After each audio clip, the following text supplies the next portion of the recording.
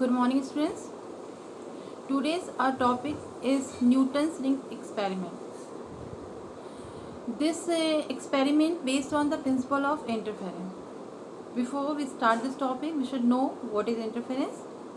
बच्चों, when two waves of same frequency, same amplitude, and having a constant phase difference moving in a same direction, they will superimpose to each other and form a different pattern. This pattern is called interference pattern, and the whole procedure is called as interference.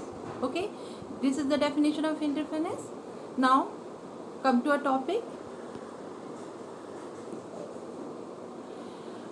There are two diagrams. Figure 1 shows the experimental setup of Newton's ring experiment, and the figure 2 shows the interference pattern of Newton's ring experiment. जैसा कि इसका नाम है Newton's ring इसलिए इसका नाम है कि नॉर्मली जो इंटरफेरेंस पैटर्न होता है उसमें हमें ब्राइट एंड डार्क बैंड्स दिखाई देते हैं. जो स्ट्रेट होते हैं उसको हम इंटरफेरेंस पैटर्न बोलते हैं. But in case of Newton's ring ये हमें रिंग्स के फॉर्म में मिलता है, इसलिए हम इसे न्यूटन्स रिंग एक्सपेरिमेंट बोलते हैं. ओके बच्चों, सबसे पहले हम इसका एक्सपेरिमेंटल सेटअप देखेंगे कि सेटअप कैसे होता है और फिर ये वर्क कैसे करता है और इसकी प्रोसीजर क्या है और इसके पीछे का कॉन्सेप्ट क्या है. तो सबसे पहले हम इसका एक्सपेरिमेंटल सेटअप स्टार्ट करते हैं. ओके, तो एज शोन इन फिगर 1 सी कि मैं आपको बताती हूँ. सी न्यूटन से एक्सपेरिमेंट करने के लिए हम यहाँ पे सोडियम लैंप लेते हैं. जैसे सोडियम लैंप ये आपको दिख रहा है, सोडियम लैंप लिया हुआ है. सोडियम लैंप लेते हैं. इसके जस्ट सामने बिल्कुल सोडियम लैंप के बिल्कुल फ्रंट में हम क्या करते हैं, एक प्लेन ग्लास प्लेट लेते हैं. ये आपको दिख रही है G1, ये प्लेन ग्लास प्लेट है. ये इसको 45 डिग्री पे इंक्लाइन कर देते हैं. ठीक है, ये एक और प्लेन ग्लास प्लेट लिए नीचे G, और इसके ऊपर हम एक प्लानो कॉन्वेक्स लेंस लेते हैं, ये कैपिटल M. ठीक है, प्लेन ग्लास प्लेट के ऊपर प्लेन ग्लास प्लेट के ऊपर प्लानो कॉन्वेक्स लेंस को इस तरह से प्लेस करते हैं कि ये किसी एक पॉइंट पे कांटेक्ट करें. अब क्वेश्चन ये आता है कि इसको हम प्लानो कॉन्वेक्स लेंस क्यों बोलते हैं. इसको जो ये L है इसको हम प्लानो कॉन्वेक्स लेंस इसलिए बोलते हैं. बच्चों से ध्यान से देखो, इसकी अपर सरफेस प्लेन है और ये नीचे से कैसा है, कॉन्वेक्स की तरह है. इसलिए चूंकि इसकी अपर सरफेस प्लेन है और नीचे से कॉन्वेक्स की तरह, इसलिए इसको बोलते हैं प्लानो कॉन्वेक्स लेंस. ठीक है, और इसके जो कॉन्वेक्स वाला पार्ट होता है, जो स्फेरिकल पार्ट होता है, उसको ग्लास प्लेट के ऊपर रखते हैं. जब ग्लास प्लेट के ऊपर इसको रखेंगे तो ऑब्वियसली किसी एक पॉइंट पे ये कांटेक्ट करता है, जैसे यहाँ पे कांटेक्ट कर रहा है. अब बाकी दोनों तरफ अगर देखें तो ये गैप में ये इधर और ये गैप में इधर क्या हो रहा है, गैप यूनिफॉर्म ऑर्डर में दोनों तरफ बढ़ रहा है. ये 2 डायमेंशन है. अगर हम 3 डायमेंशन इमेजिन करें तो चारों तरफ वो गैप क्या है, यूनिफॉर्म ऑर्डर में बढ़ रहा है. तो उस गैप में क्या पाया जाए, ऑब्वियसली एयर. तो जो एयर है जब दोनों के बीच में सैंडविच होती है, किसके बीच में बच्चों, ये प्लेन ग्लास प्लेट के बीच में और प्लानो कॉन्वेक्स लेंस के बीच में, तो ये एयर जो है वो एक थिन फिल्म की तरह वर्क करती है. ये लेंस आपको जितना बड़ा दिखाई दे रहा है प्रैक्टिकली इतना बड़ा नहीं होता, बहुत छोटा सा लेंस और छोटी सी ग्लास प्लेट होती है. तो ऑब्वियसली उसके बीच का जो गैप है वो भी बहुत कम होगा. जब गैप कम होगा तो उसके बीच में जो एयर फिल होगी उसकी थिकनेस भी माइक्रोमीटर की रेंज की होगी. क्योंकि इसकी थिकनेस माइक्रोमीटर की रेंज की होती है इसलिए हम उसको थिन फिल्म बोलते हैं. तो प्लानो कॉन्वेक्स लेंस और प्लेन ग्लास प्लेट के बीच में जो एयर फिल्म है वो थिन फिल्म की तरह वर्क करेगी और थिन फिल्म की तरह ही रिजल्ट देगी. ठीक है, इसके जस्ट ऊपर हमने क्या लगा रखा है, ये आपका प्लेन ग्लास प्लेट है जो कि 45 डिग्री पे हमने इंक्लाइन करके रखी है. और उसके ऊपर ये आपका माइक्रोस्कोप है.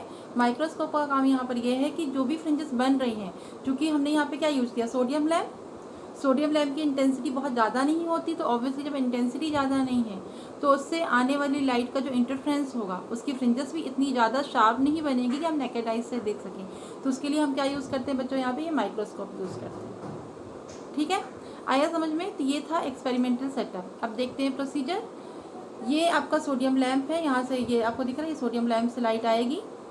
आने के बाद लेंस से ये लाइट फोकस होती हुई इस ग्लास प्लेट से टकराएगी.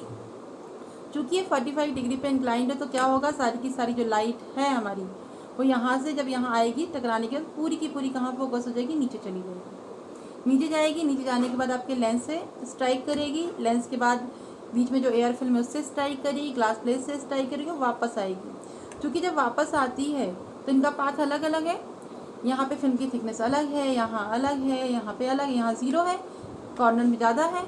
तो सबके पाथ कैसे होंगे, अलग अलग होंगे। जब सबके पाथ अलग अलग होंगे तो सबके बीच में क्या आ जाएगा, पाथ डिफरेंस क्रिएट हो जाएगा।